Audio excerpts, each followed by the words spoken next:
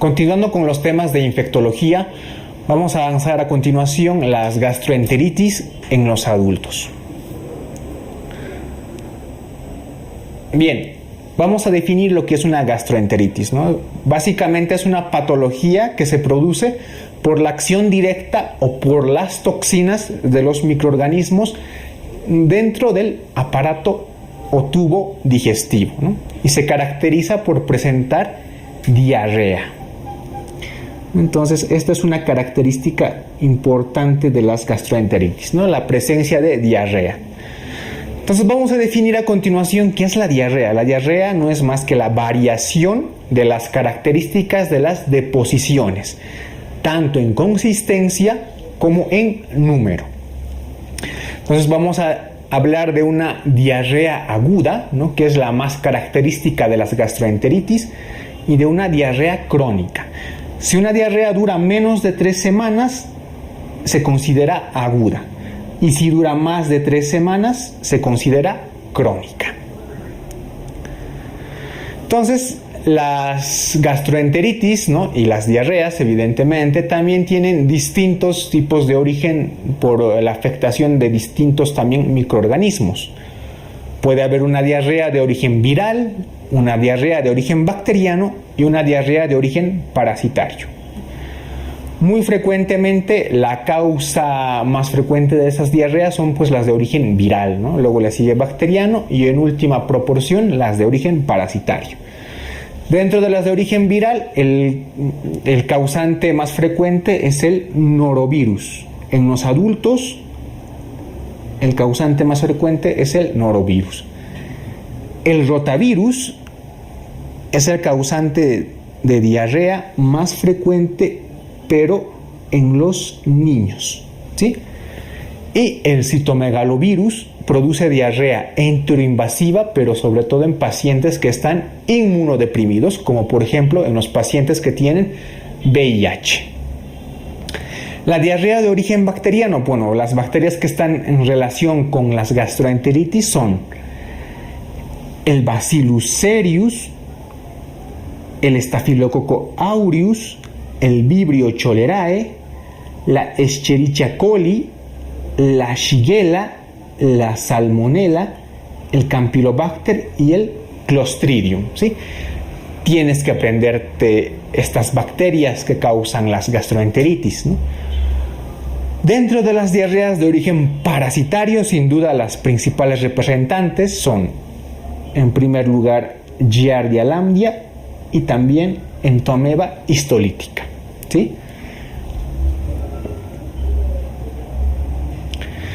Bien, para hablar un poco de las diarreas, vamos a hablar un poco de la fisiopatología. O sea, estos, sobre todo de la parte bacteriana, ¿no? Estas bacterias pueden causar diarrea por distintos mecanismos y producción de toxinas. Por ejemplo, por producción de toxinas están implicados el Bacillus cereus y el Staphylococcus aureus. Estas neurotoxinas actúan a nivel del hipotálamo, en el centro del vómito. Entonces estas bacterias van a causar náuseas y vómitos. Por producción de enterotoxinas están en relación el Vibrio cholerae, la Escherichia coli cepa enterotoxígena y el Clostridium perfringens. Bien, entonces, ¿cuál es el mecanismo de acción? Estas enterotoxinas actúan a nivel de los enterocitos del intestino, pero no los destruyen, simplemente alteran los mecanismos de reabsorción de estas células, ¿sí? Entonces producen un tipo de diarrea acuosa. El ejemplo más clásico es la toxina del cólera, ¿no? Producida por el Vibrio cholerae. Las enterotoxinas, recuerda, no destruyen las células epiteliales del intestino, simplemente alteran los mecanismos de reabsorción y absorción.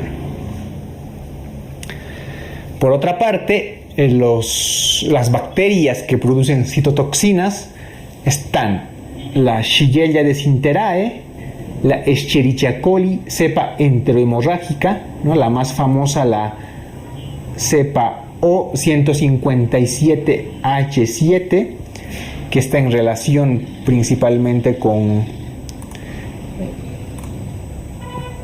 el síndrome hemolítico urémico, sobre todo en niños, ¿no?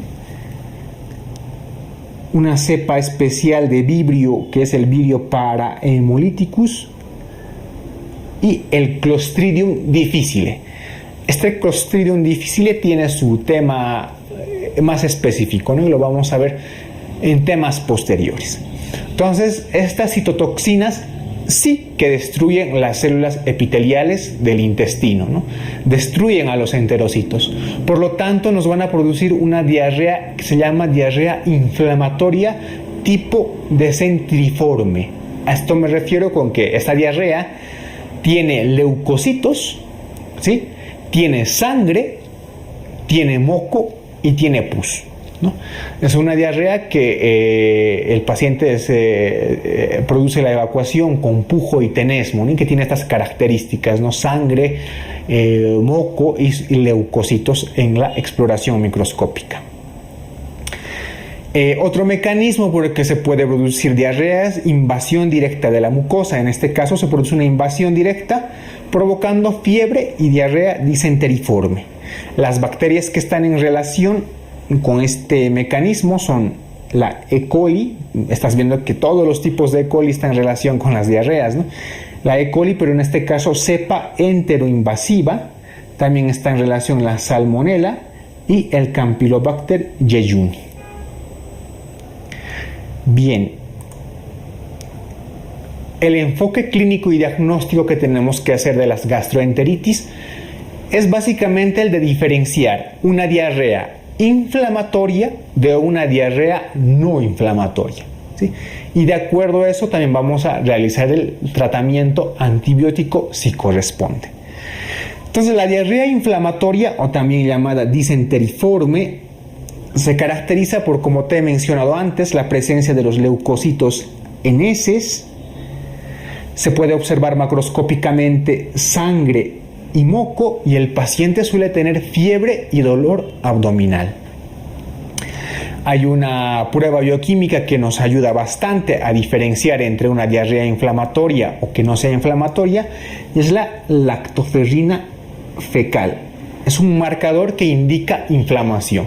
Si hay presencia de lactoferrina fecal, es que nos están indicando que se trata de una diarrea inflamatoria.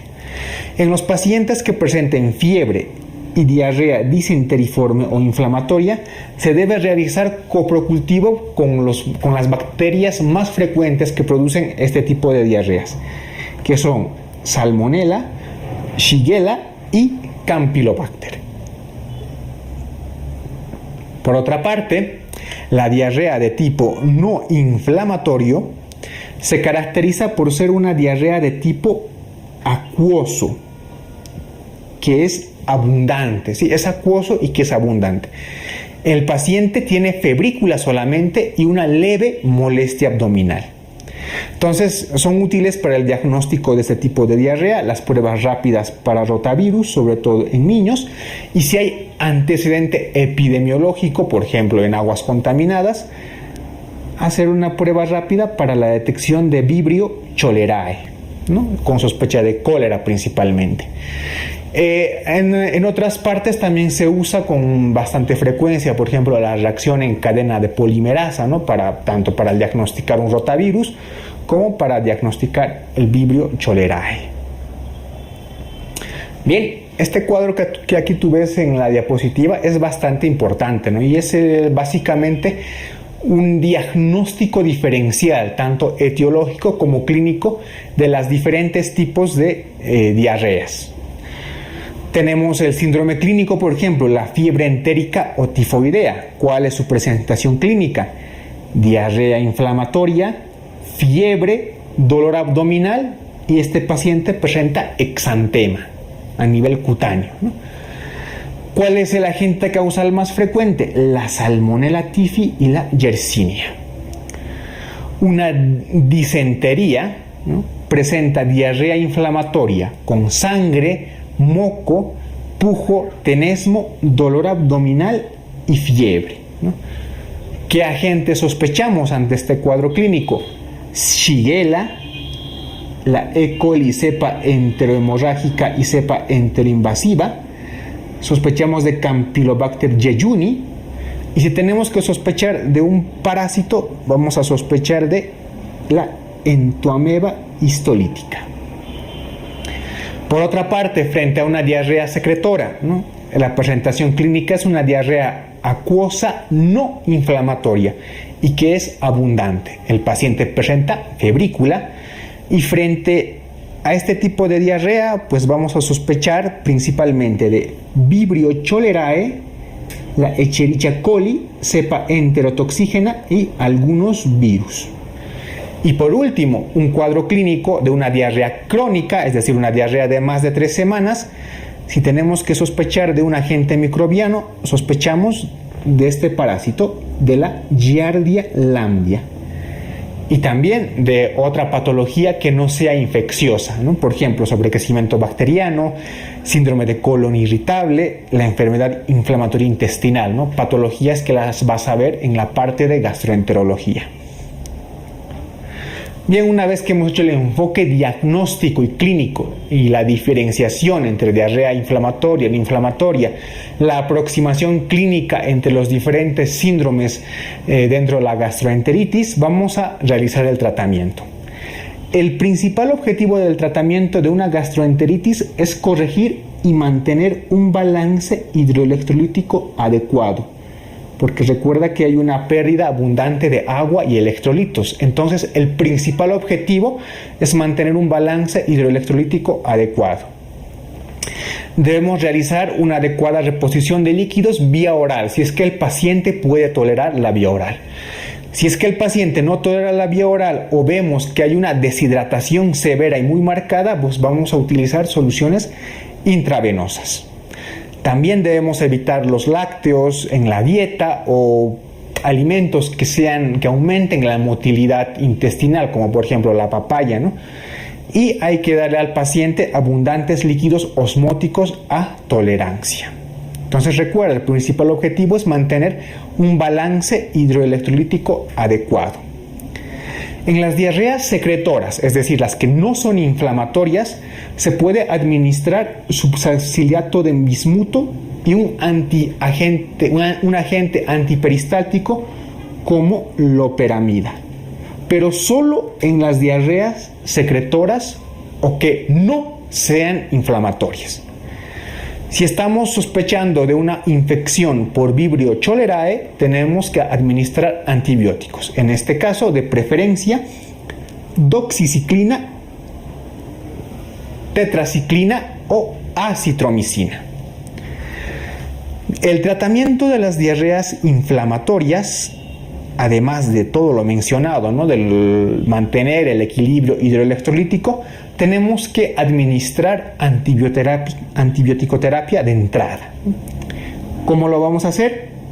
Con ciprofloxacino, levofloxacino o acitromicina. En las diarreas inflamatorias no se debe administrar agentes antiperistálticos, es decir, en una diarrea inflamatoria está contraindicado el uso de la loperamida. También tienes que tener cuidado si es que sospechas de una gastroenteritis por E. coli, la cepa O157H7, está totalmente contraindicado el uso de antibióticos, sobre todo si estamos ante un niño, porque puedes predisponer a desarrollar una complicación grave, que es el síndrome hemolítico urémico. Bien, dentro de las complicaciones de estas gastroenteritis, la más frecuente evidentemente es la deshidratación severa con un desequilibrio hidroelectrolítico. Esto sobre todo lo vemos en niños, ancianos y sobre todo en las infecciones por Vibrio cholerae, o sea, en el cólera. También es importante, una de las complicaciones es la bacteremia, sobre todo en infecciones por Salmonella o Campylobacter. El síndrome hemolítico urémico, más frecuente en infecciones por E. coli cepa O157H7. El síndrome de Guillain-Barré, que es una complicación postinfecciosa sobre todo del Campylobacter jejuni, y la artritis reactiva, ¿no? Que es un episodio de una artritis monoarticular que ocurre tras la infección gastroenterológica de alguna de estas bacterias. Bien, entonces el enfoque que tienes que darle a este tema es ver la clasificación de los distintos tipos fisiopatológicos que producen gastroenteritis, ¿no? Las bacterias de cada tipo fisiopatológico, ver las diferencias entre diarrea inflamatoria y no inflamatoria, ¿no? Correlacionar los síndromes clínicos, ¿no? Y evidentemente realizar el tratamiento.